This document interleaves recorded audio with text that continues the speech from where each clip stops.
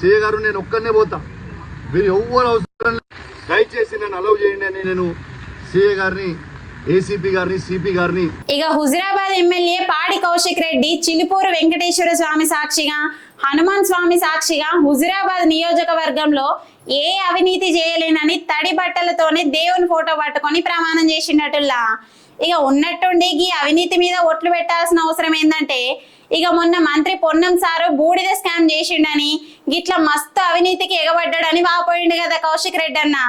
ఇక బట్ట కాల్సి మీదేసుడు కాదు, దమ్ముంటే ఆధారాలు బయట పెట్టు అని కాంగ్రెస్ హుజురాబాద్ లీడర్ ఒడితెల ప్రణవ్ అన్న సవాల్ చేసిండు. ఇక మమ్మల్ని గింత అంటున్నావు, నువ్వు చేసిన అవినీతి పనులు కూడా మా తన ఆధారాలతోటి ఉన్నాయి, నువ్వు హనుమాన్ల గుడికి వస్తే మేం నీకు అప్పచెప్తామని ప్రణవ్ అన్న అన్నాడట. ఇక నేను కూడా వస్తా అని పాడి కౌశిక్ రెడ్డి అన్న పోలీసు వాళ్ళు ఎంత అడ్డకున్నా తప్పించుకొని పోయి గిట్ల ప్రమాణం చేసినట్టులా. ఇలా నేను ఒక్కటే అడుగుతా ఉన్నాను పొన్నం ప్రభాకర్ గారు.